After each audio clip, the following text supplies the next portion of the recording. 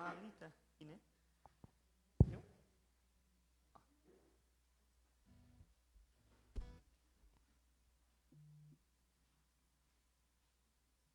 Boa noite, irmãos.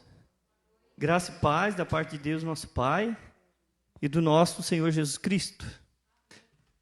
Motivo de nós agradecer a Deus, né? Mais um período aí que tivemos parado. Eu estava pensando essa tarde, assim, que como é interessante, né? A maioria das empresas, elas param e não produz, né? Ficam sem se comunicar, bem dizer, os funcionários. O interessante é que eu fico pensando que a igreja ela é diferente, né? A gente está sempre em conexão pela rede social, né? A gente manda um WhatsApp para os irmãos, às vezes, né? Que nem sempre a gente tem tempo para todo mundo, ou nem todo mundo tem tempo para a gente. Eu fico muito feliz assim de hoje estar aqui na casa do Senhor de volta, né? Depois de 9 dias aí, a gente bem dizer confinado, sem poder adorar a Deus em grupo. Mas interessante que a igreja ela não para, ela tá é igreja itinerante, como diz, né? A gente está sempre orando um pelos outros e não que a gente não ore, né, pelos amigos de trabalho, mas quando a Bíblia diz para Deus, para a gente amar o nosso próximo, e parece que os irmãos da igreja a gente está sempre próximo, né? Tem alguns que a gente até não vê, mas a gente está sempre orando e aquela pessoa orando pela gente. Eu me sinto muito feliz hoje de estar na casa do Senhor, né, junto com os irmãos, aqui adorando o nosso Deus poderoso que tem nos guardado, né, desses tempos ruins que estamos passando, né? Mas vai passar. O importante é isso, é que vai passar. De que modo a gente vai chegar no final dessa pandemia, a gente não sabe. Tem? Né? Mas eu creio e acredito ele apaga? que a gente vai passar isso aí, né? E com a graça de Deus, e muito feliz ainda, né? Que Deus não tem deixado faltar nada, né? A gente tem orado pelos irmãos que são empresários da igreja. Todo mundo tem orado, na verdade, né? Para que Deus dê o sustento para nós. E eu acredito, né? Que Deus está no controle das nossas vidas. Então, o maior motivo da gente agradecer é cultuar o nosso Deus hoje, né? Com grande alegria, assim, entregar o nosso louvor a Deus com gratidão, porque semana que vem a gente não sabe o que pode acontecer, né? Então, hoje estamos aqui, que os irmãos sejam bem-vindos, em nome de Jesus Cristo, amém? Vamos estar orando nesse momento, então, irmãos? Senhor, nosso Deus e Pai, nós queremos, Pai, te agradecer, te louvar, ó Deus, agradecer por mais uma semana, Senhor, que passamos, ó Deus, agradecer também, Pai, por esse tempo que tivemos confinado, bem dizer. O apóstolo Paulo diz que é para nós nos alegrar com as tribulações, ó Deus. Mas estamos passando, Senhor, o Senhor tem nos ajudado. Ajuda nessa noite, Senhor, a nós expressar o nosso louvor com gratidão a Ti, ó Deus. Porque não há outro Deus além de Ti que merece tanta honra, tanta glória, tanto louvor e tanta adoração, Senhor. Que todos os louvores que forem entoados nessa noite possam, ó Deus, chegar até o Teu trono de graça como um bom perfume, Pai. Cada um de nós, ao abrir a nossa boca, Senhor, possamos abrir com reverência ao Senhor, porque estamos falando do nosso Deus, o Deus Santo, o Deus de Israel, o Deus Todo-Poderoso que tudo criou, inclusive nós. O salmista diz que os céus e a terra contemplam a Tua glória. E nessa noite nós queremos, Senhor, estar na Tua presença, Senhor, com o coração alegre, com o coração feliz de estar na Tua casa reunidos em Teu nome, Senhor. E o único que merece reverência nessa noite é o Senhor, porque nós, ó Deus, somos tão pequeninos e falhos, mas o Senhor nos ama com tão grande amor, e que as Tuas misericórdias, ó Deus, se renovam para sempre. Senhor, que nessa noite tudo que fizermos, que seja somente para Ti, Senhor, para que alegre o coração do Senhor, para que nós venhamos agradar ao Senhor. É no nome de Jesus que oramos. Amém. Irmãos, rapidinho vamos estar lendo um versículo do Salmo 40, para a gente já estar louvando ao Senhor, né? Pedir também as bênçãos do Senhor para aqueles irmãos que estão assistindo em casa, que a palavra nessa noite chegue até os lares por meio da live, e cada um se senta com o coração grato ao Senhor por isso. Vamos ler um versículo do Salmo 40.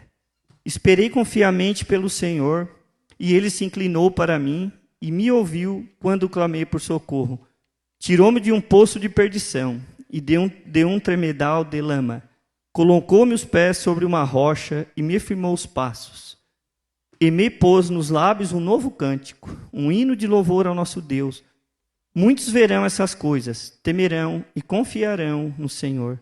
Bem-aventurado o homem que põe no Senhor a sua confiança e não pende para os arrogantes, nem para os afeiçoados à mentira. São muitos, Senhor, Deus meu, as maravilhas que tens operado e também os teus desígnios para conosco. Ninguém há que se possa igualar contigo. Eu quisera anunciá-los e deles falar, mas são mais do que se pode contar. Só aqui, até aqui, irmãos. A gente nota aqui que o salmista meio por socorro. Então, o salmista está dizendo que ele saiu de um problema e a gente percebendo que do versículo 11 em diante ele tem novas coisas a resolver, novas coisas, novos problemas vão vir diante dele. Mas com certeza ele vai clamar de novo, né? E a nossa iniciativa é sempre clamar a Deus na hora da angústia. Senhor, venha ao meu socorro, né? Para que Ele nos socorra nesses tempos ruins que a gente tem passado. Creio que o salmista aqui estava ansioso, né? Por causa disso, que é uma boa parte de toda a população da Terra vive numa ansiedade hoje, numa correria só. Isso aí foi feita uma pesquisa, que mais de 50% das pessoas que chegam até os médicos, a maioria é ansiedade e depressão, né? Que é a doença do século. E a gente tem que aprender a depositar isso, entregar na cruz do Calvário de Cristo, que Ele já levou.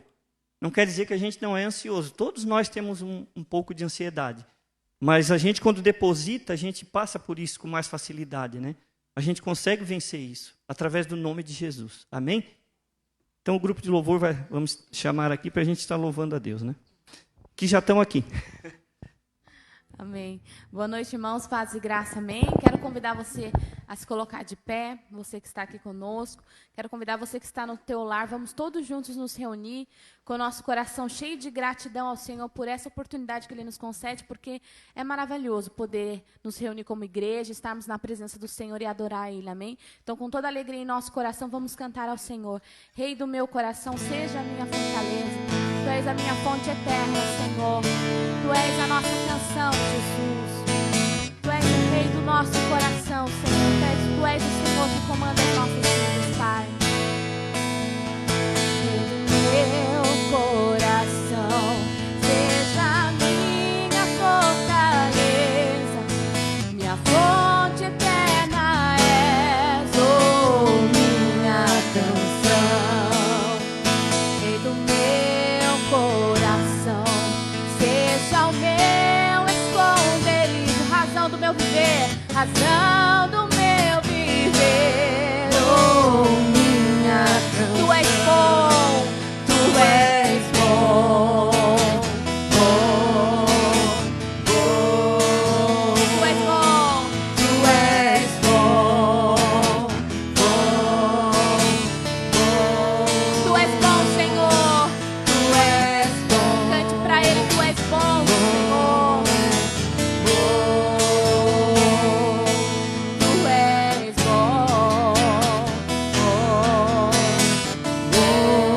Rei do meu coração, Rei do meu coração. Seja o vento, seja o vento a soprar, minha âncora no mar, minha âncora no mar, oh, minha canção.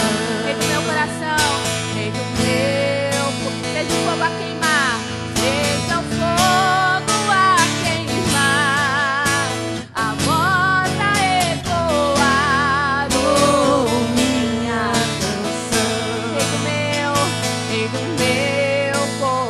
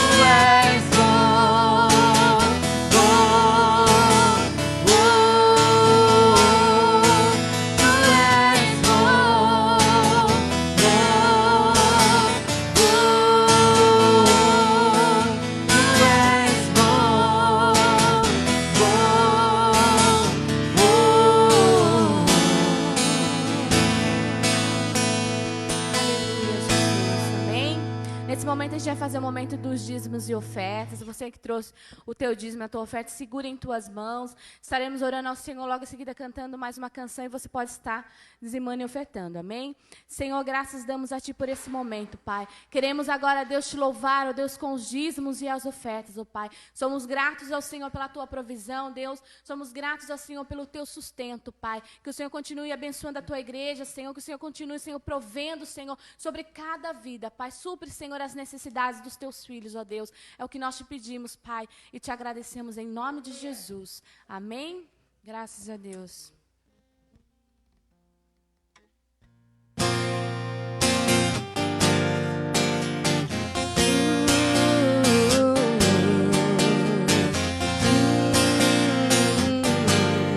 Vem aqui no meu coração, sinto às vezes como um turbilhão, que me ataca e joga no chão toda a esperança que restou então. Olho em volta e me sinto só, mesmo havendo gente ao meu redor, e percebo que o lugar melhor é ficar juntinho de quem é maior. Acalma, acalma minha alma, aquieta aí, o Pai de tudo pra ti. Descansa, descansa nos braços de quem te quer ver. O Pai não despreza o amor de ninguém. Sossega, sossega, entrega, entrega, espera, espera. Vai ficar tudo bem, tudo bem.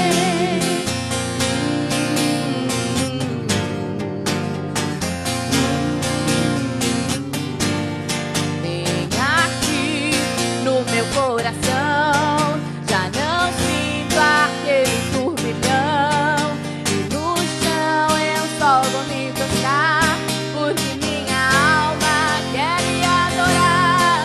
Os meus olhos olham para o céu e recordam que Deus é fiel, e é de lá que o socorro vem, porque seu cuidado sempre vai além, além. Amado da minha alma, descanso em ti, o teu refrigério é tudo. Tu tens o domínio, tu tens o domínio de tudo nas mãos, e sabe o anseio do meu coração. E eu sossego, entrego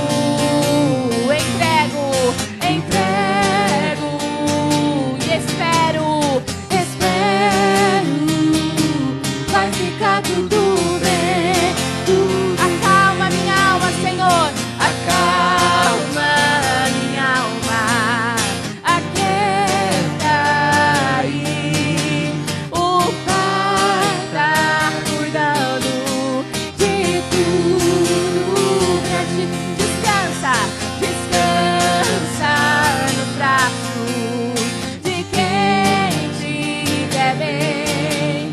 O Pai não despreza o amor de ninguém. Cega, espera, espera, entrega, entrega. Vai ficar tudo bem, tudo bem.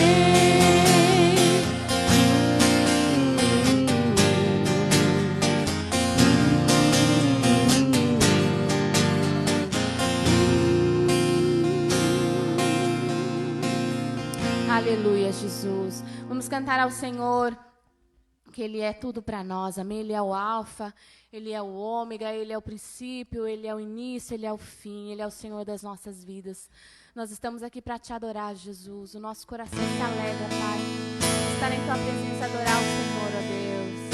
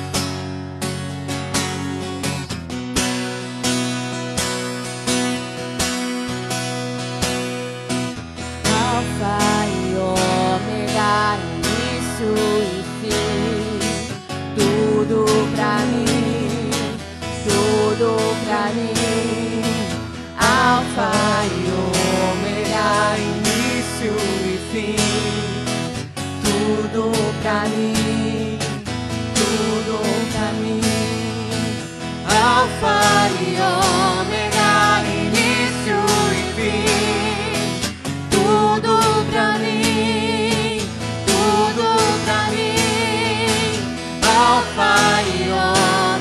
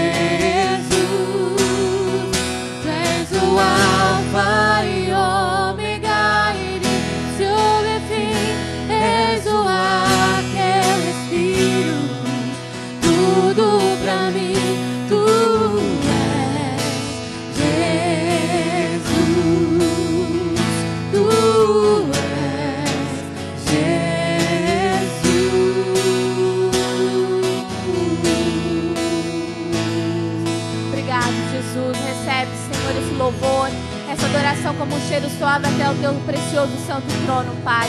Neste momento, Deus, prepara o nosso coração para receber a tua palavra, Jesus. Usa o teu servo mais uma vez, o pastor Alzenis, e ministra a tua palavra, Senhor, sobre nossas vidas, ó Pai.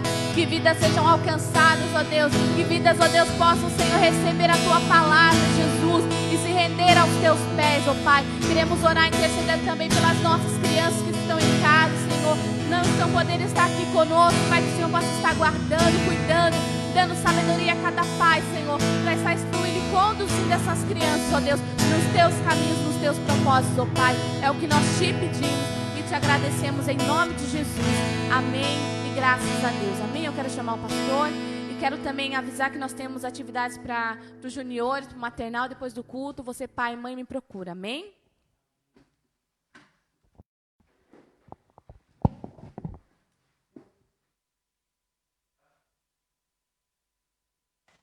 Graça a vós e paz da parte de Deus nosso Pai, do nosso Senhor Jesus Cristo. Amém?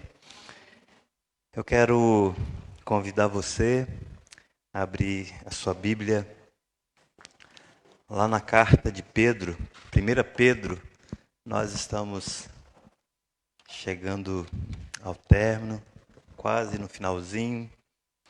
Hoje nós estaremos meditando no texto que vai do versículo 8 até o 11.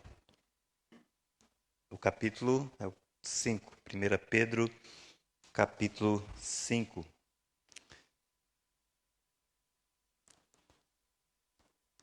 Amém? 1 Pedro 5, do 8 ao 11.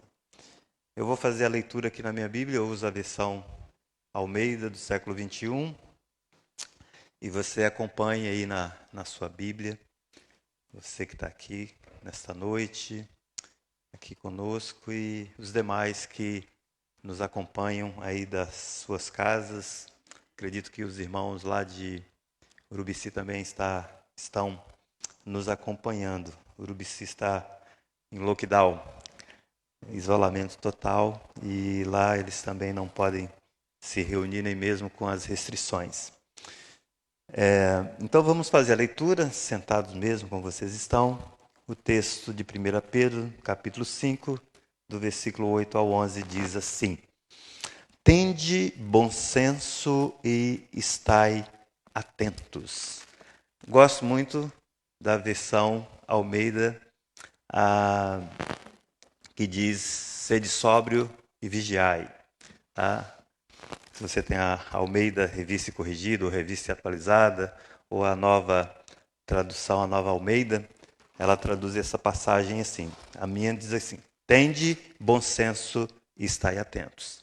Sede sóbrio e vigiai. O diabo, vosso adversário, anda em derredor, rugindo como leão, que procura a quem possa devorar. Resisti-lhe firmes na fé, sabendo que os mesmos sofrimentos estão acontecendo entre vossos irmãos no mundo. E o Deus de toda graça, que em Cristo vos chamou à sua eterna glória, depois de haverdes sofrido um pouco, Ele mesmo vos haverá de reabilitar, confirmar, fortalecer e alicerçar. A Ele seja o domínio para todos sempre. Amém. Pai, em nome de Jesus, nós pedimos nesta hora que o Teu Espírito possa iluminar a nossa mente, o nosso coração, e que o Senhor esteja, ó Deus, assim, falando por meio da exposição dessa passagem. É a nossa oração em nome de Jesus. Amém. Eu quero começar a nossa mensagem, a nossa meditação desta noite. Acredito que todos aqui já devem ter ou lido o livro de Jó, né, ou já ouviram falar de Jó. Jó é um personagem bastante conhecido que até os não cristãos, até o povo que não conhece a Bíblia, já ouviu falar de Jó. E a pergunta que eu quero fazer, à guisa de introdução, é a seguinte: o que fez Jó sofrer? Qual foi a causa do sofrimento de Jó? Foram os sabeus, os caldeus, né? Aqueles bando de saqueadores que saquearam os bens de Jó? Será que foram aquelas catástrofes naturais mencionadas no livro de Jó, como um tornado que matou todos os filhos de Jó? Será que o que fez Jó sofrer foi a enfermidade, as mazelas que ele tinha que se coçar até com caco de telha? Será que a causa do sofrimento do Jó foi a sua mulher que mandou que ele abandonasse a Deus? Será que o que causou sofrimento em Jó foram seus amigos insensíveis, com pressupostos teológicos perversos? Que foi? Ou quem foi que causou o sofrimento de Jó? Talvez você pode falar assim, foi Deus. Foi Deus que foi o causador do sofrimento de Jó. Ou alguém poderia dizer, foi Satanás que foi o causador do sofrimento de Jó. Eu não sei o que você pensou, qual a resposta que você deu. Mas ambas as respostas, né, as duas respostas, elas estão, digamos, corretas. As duas respostas são verdadeiras. Se você falar que quem causou o sofrimento de Jó foi Deus, não está errado. Se você falar que quem causou o sofrimento de Jó foi Satanás, também não está errado. Mas qual seria a resposta mais básica, mais fundamental, mais prática ou pragmática diante do problema? Qual seria a resposta?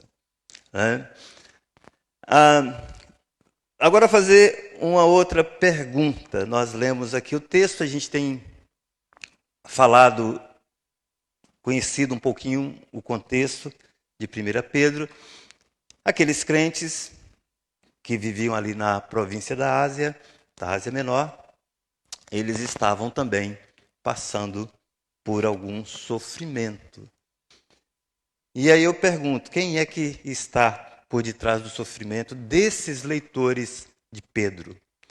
Desses destinatários da carta de Pedro, que formava um conglomerado de igrejas na região da Ásia Menor, que hoje é a atual Ásia, ou Turquia, região da Turquia. Quem é que causava? O texto aqui, ele nos dá a resposta. Pedro fala, sede sóbrio e vigiai, o diabo, vosso adversário, anda em derredor, procurando quem possa devorar. Então, Pedro diz para os seus leitores que o causador do sofrimento que eles estavam passando é alguém que Pedro chama de adversário, que Pedro fala que é adversário.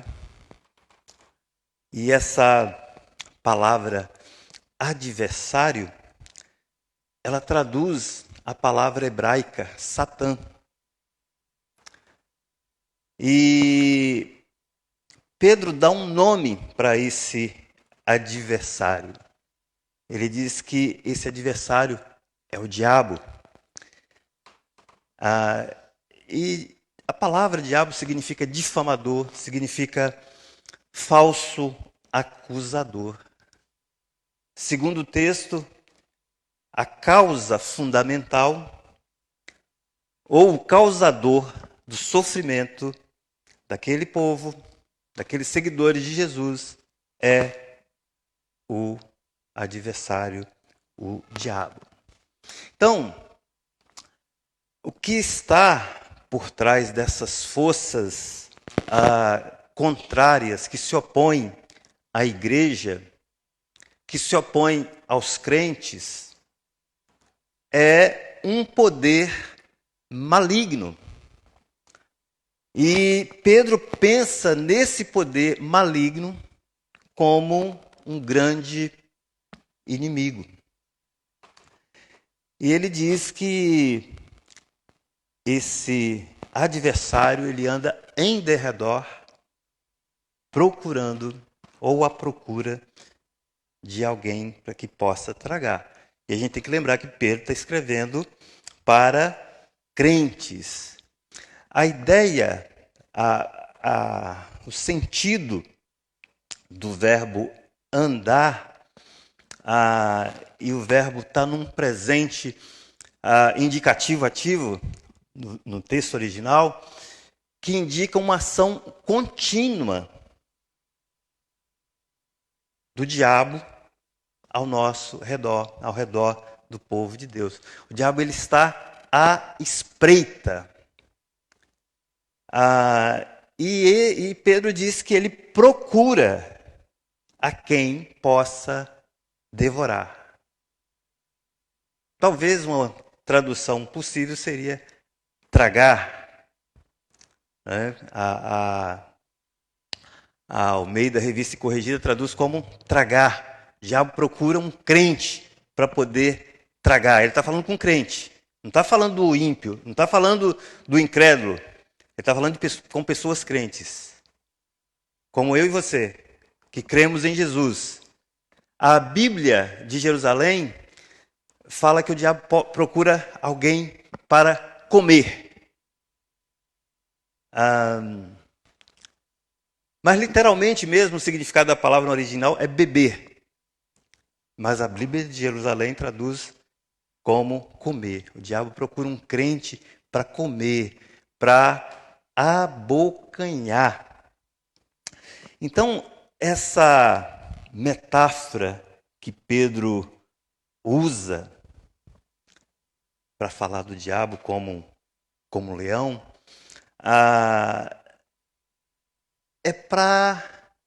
não é para assustar os crentes.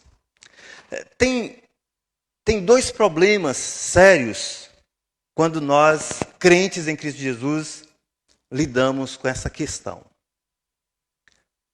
Uma é subestimar Satanás. Achar que Satanás, agora que eu estou em Cristo, Satanás já não me pode infligir nenhum mal. Ledo engano. Esse é um grande erro. Um erro fatal. Você achar que Satanás não é mais nada, pelo fato de você estar em Cristo. E o outro erro, também muito perigoso, é você superestimar o poder de Satanás. Então, ambas as posições são desaconselháveis, não são aconselháveis. Mas essa figura que Pedro usa para falar de Satanás como leão mostra a ferocidade, a malignidade desse ser. Não sei se alguém aqui já viu um leão rugindo, né? Eu acho que todo mundo já deve ter passado alguma vez no circo ou no zoológico, ou já deve ter visto o Animal Planet. É um negócio assustador. É um negócio que causa medo mesmo. Então, Satanás é assim. ele é astuto, ele é cruel, ele é inquieto, ele é brutal. Né? E o crente que se considera imune aos ataques de Satanás, ao meu ver, é um tolo. É um tolo. Se você é crente em Jesus Cristo e você acha que Satanás não pode fazer nada contra você, contra a sua vida, você, meu irmão ou minha irmã, está agindo tolamente. E contrário àquilo que diz as Escrituras. A Bíblia de Jerusalém, como eu falei, ela traduz essa expressão devorar como comer.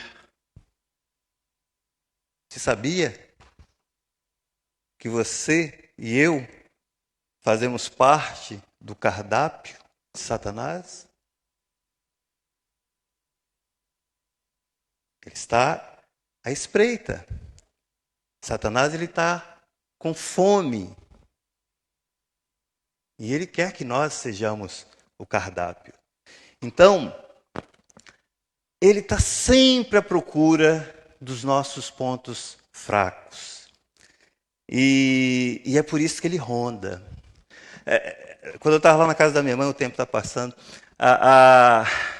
nós assistíamos, em mês de abril, né? A gente assistia bastante lá o Animal Planet. e tem um programa lá dos predadores da África, os predadores africanos, né? E desses predadores, um dos predadores é o leão. Então, o leão ele é muito astuto. Quando ele ataca uma presa, ele só vai na boa. Ele não dá uma investida para se frustrar, para sair sem nada nas mãos. Pode assistir. Aproveita aí a quarentena. E tinha até liberado, né, esses canais aí fechados aí no Peru. Não sei se ainda está liberado. Estava até grátis. Mas observe. A ação de Satanás. Ele ronda. Porque ele sabe que nós temos pontos fracos. E nós sabemos, cada um de nós sabe que tem pontos, que nós temos pontos, que eu e você temos pontos fracos. 1 ou 2 pontos. E se eu e você sabemos disso, lembre-se que o diabo ele também sabe. Ele sabe quais são os seus e os meus pontos fracos. Pode ser uma área de tentação, pode ser um mau hábito, pode ser um pecado que a gente cultiva. A nossa fraqueza, às vezes, ela pode até ser disfarçada como uma área nossa em que nós dominamos, mas não é. E o diabo sabe disso. Então, se você conhece os seus pontos fracos, e eu acredito que você deva conhecer, saiba que o diabo também os conhece. E ele sabe exatamente como atacar. Ele sabe exatamente quando atacar. Ele sabe exatamente onde atacar. Por isso, a exortação de Pedro. Sede sóbrios. A dupla exortação, né? Sede sóbrios e vigilantes. Na minha versão fala, tende bom senso. E estai atentos, eu gosto mais da versão revista e atualizada. Sede sóbrios e vigilantes. Sede sóbrios e vigilantes. A ideia de ser sóbrio é o oposto de embriaguez. Por isso que eu gosto mais dessa tradução. Acho que transmite melhor a ideia do texto no original. Ser sóbrio é o contrário de estar embriagado. Quando a pessoa está embriagada, ela não tem noção do que está acontecendo em volta dela. Aliás, ela não sabe nem para que lado fica a sua casa. Esse estado de entorpecimento, isso não é uma opção para o crente em relação a essa batalha espiritual. Então, sede sóbrios, Pedro está dizendo. E não somente isso, sede sóbrio e vigiai. Esteja vigilante. O próprio Senhor, no sermão profético, ele fala da necessidade de nós vigiarmos. Pedro deve ter ouvido o Senhor falando várias vezes para vigiar, porque o tempo está próximo. Quando lá no Getsêmani, o Senhor orando, e eles dormiram, e o Senhor disse: vigiai e orai. O espírito, na verdade, está pronto, mas a carne é fraca. Essas palavras eu imagino que ficaram bem gravadas, ficaram reverberando dentro do coração de Pedro, na mente de Pedro. E é interessante que esses dois verbos, sede sóbrio e vigiai, eles estão num tempo verbal que expressa a ideia de uma necessidade de atenção, de um estado de alerta. Não dá para baixar a guarda. Não dá para baixar a guarda. Resista, é o que Pedro está falando. Resista-lhe. Esse é o conselho de Pedro quando ele fala no versículo 9: resisti-lhe firme na fé. Então essa ordem de Pedro indica que eu e você, cada um de nós que seguimos a Jesus, devemos nos engajar nessa batalha de forma ativa e determinada contra o diabo. Resistir-lhe.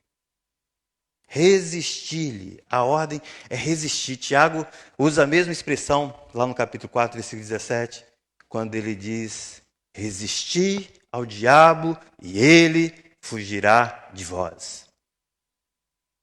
É interessante que a Bíblia manda a gente fugir do pecado, fugir da idolatria, fugir dos desejos da juventude e de outras fugas mais a Bíblia nos orienta a fugir. Mas a Bíblia não manda você fugir do diabo. A Bíblia manda você resistir ao diabo. O crente, ele deve resistir a fim de que o diabo fuja, para que o reino de Deus avance. Ele deve resistir ao diabo para que ele cresça na fé e cresça também em santidade. Então, Deus é soberano. Ele, por meio desse conflito cósmico, o Senhor, ele está fazendo uso da instrumentalidade de Satanás para executar os bons propósitos dele na nossa vida. É difícil da gente entender isso, né? Mas como diria o Martim Lutero, o diabo é o diabo de Deus. Se Deus fala pula, ele pula. Se Deus fala deita, ele deita. Então, no versículo 9, Pedro vai revelar uma estratégia dupla para que nós derrotemos os ataques de Satanás. Primeiro, o versículo 9 fala: resistir-lhe firmes na fé. Nós precisamos resistir ao diabo permanecendo firme na fé. É interessante que a fé aqui tem um artigo que define qual é o tipo de fé.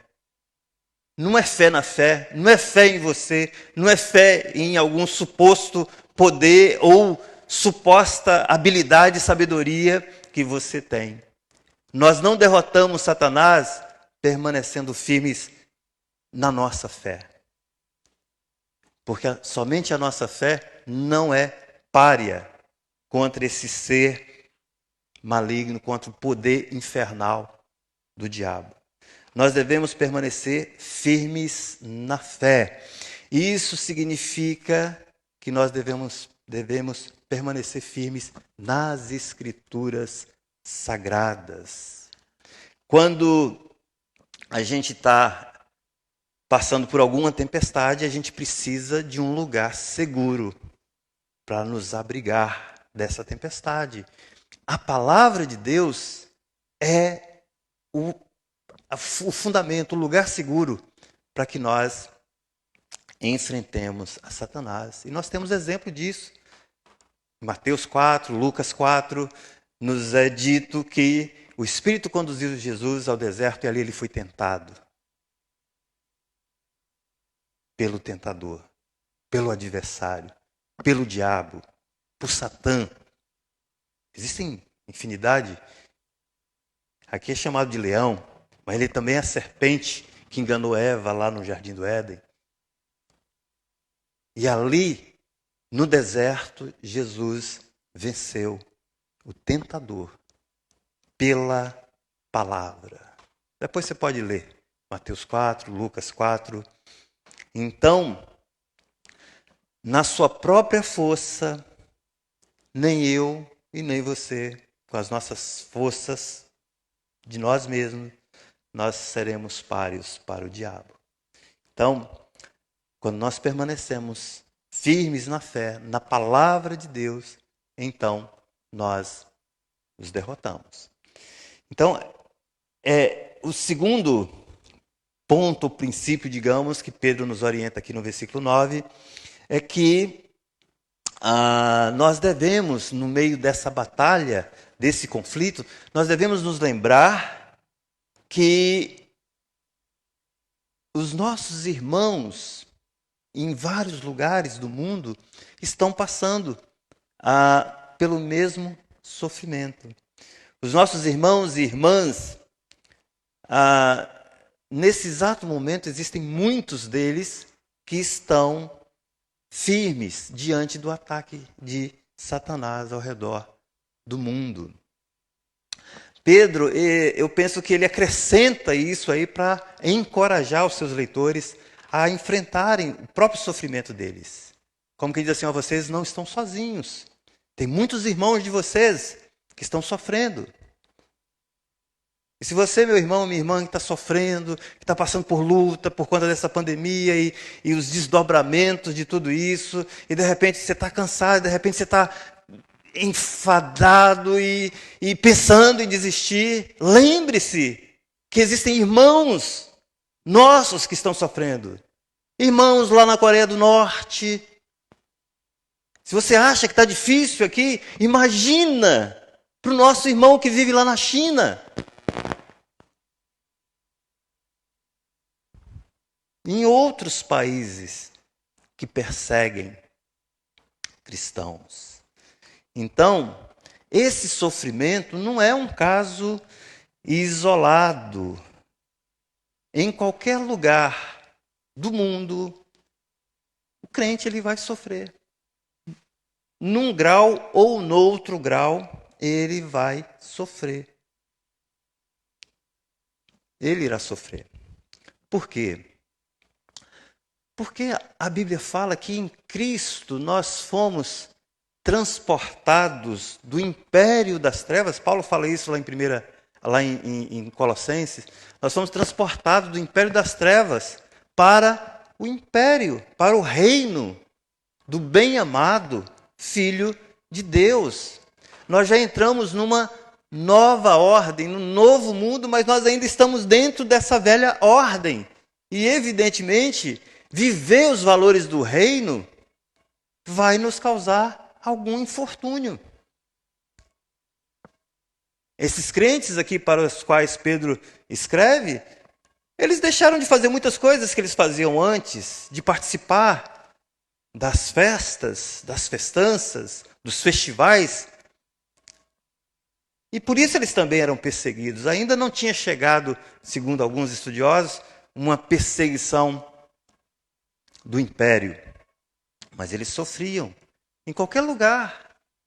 Se você viver a fé cristã, você vai enfrentar problemas. Você vai sofrer perseguição.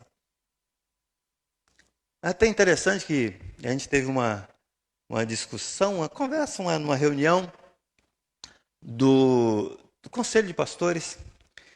E assim, uns falavam, né, que o que está acontecendo é uma perseguição. Outros achavam que não era perseguição, porque afinal de contas, né, tem todo esse argumento, né, do isolamento, é uma ação em prol da coletividade.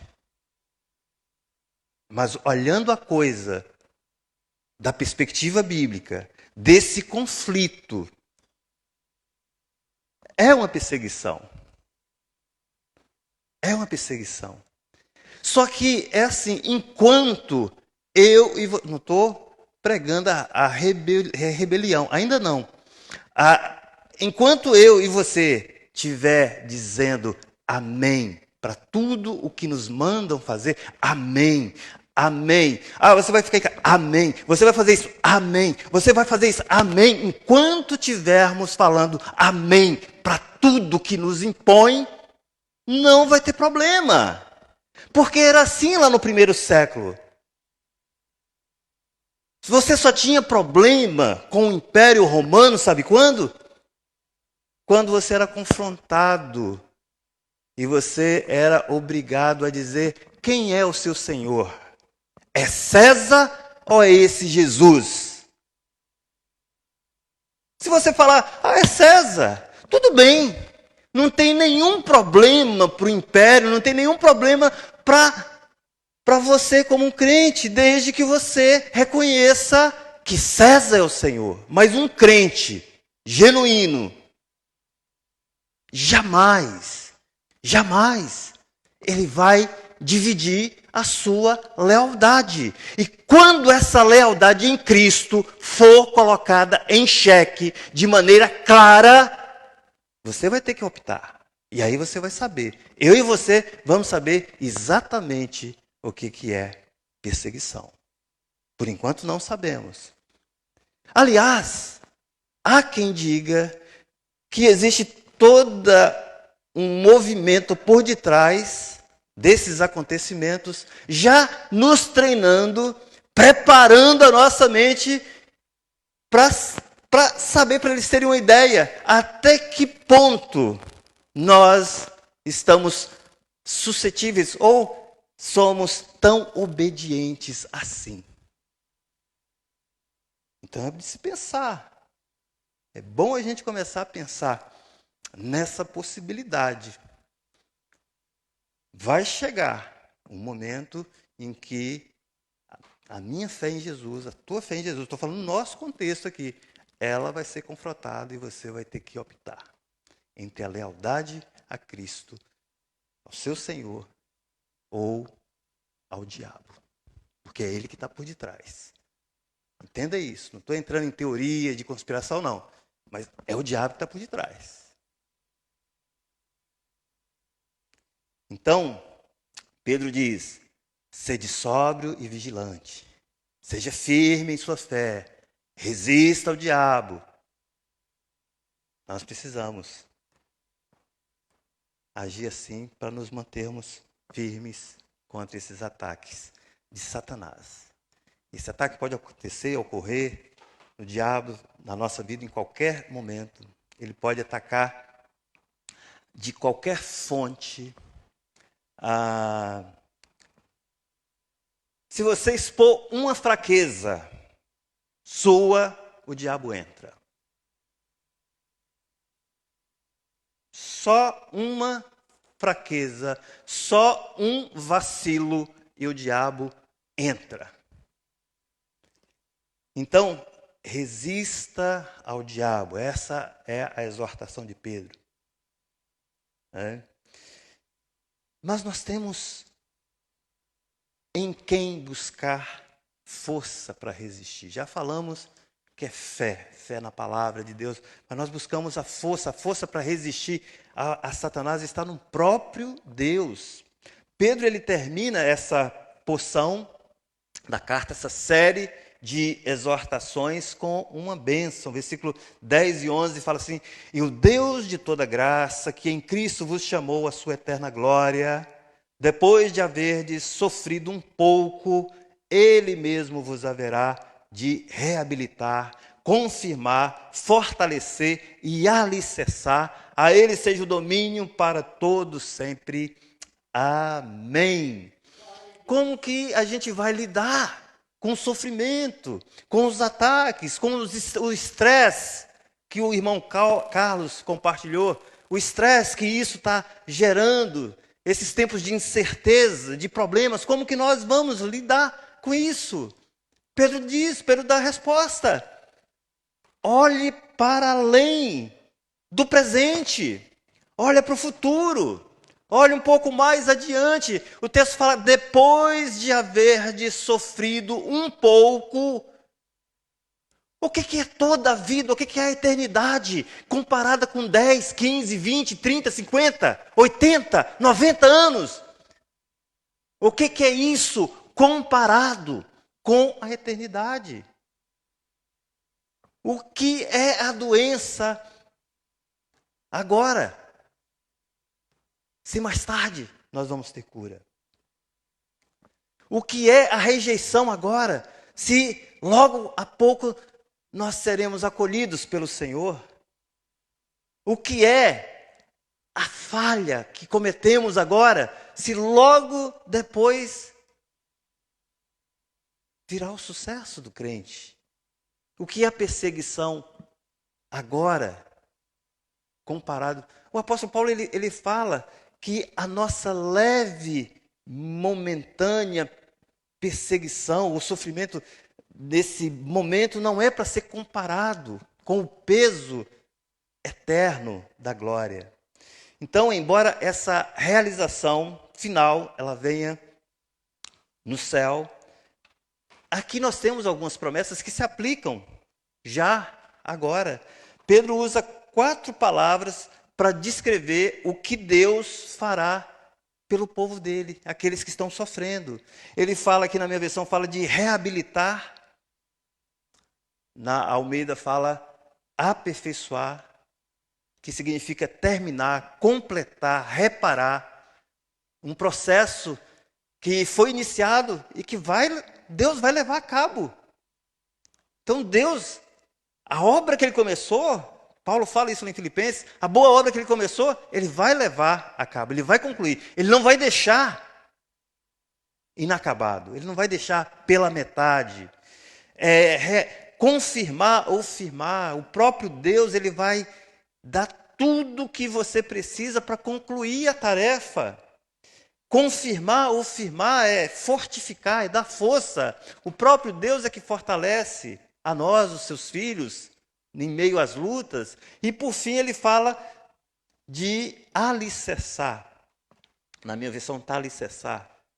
A Almeida, a corrigida e atualizada fala fundamentar. Então, o próprio Deus é que coloca uma base firme,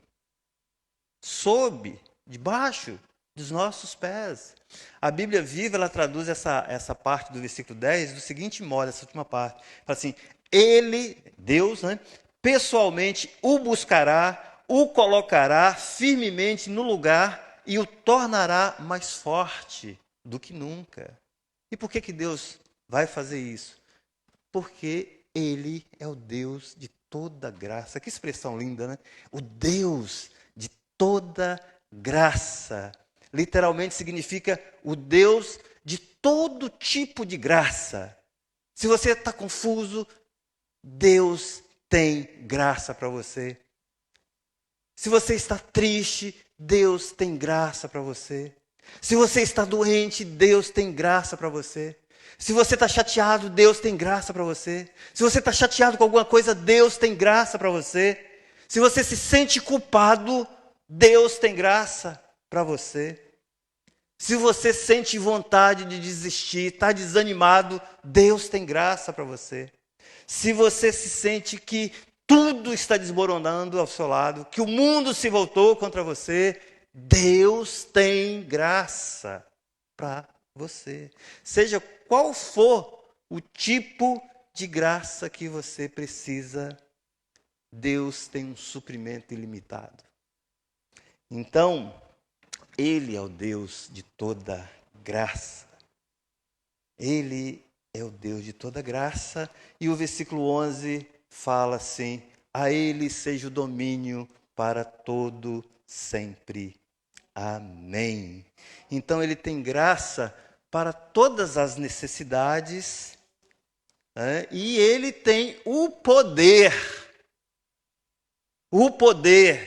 de aplicar essa graça a todos os problemas dos seus filhos, porque Ele é o Deus que domina pelos séculos dos séculos. Poderia haver alguma coisa melhor do que isso? Eu penso que não. Né? É em Deus que nós encontramos forças. Então, nunca desista. À luz de tudo que Deus nos fala, nessa pequena porção da palavra, nós nunca devemos desistir. Fique firme contra as ciladas de Satanás.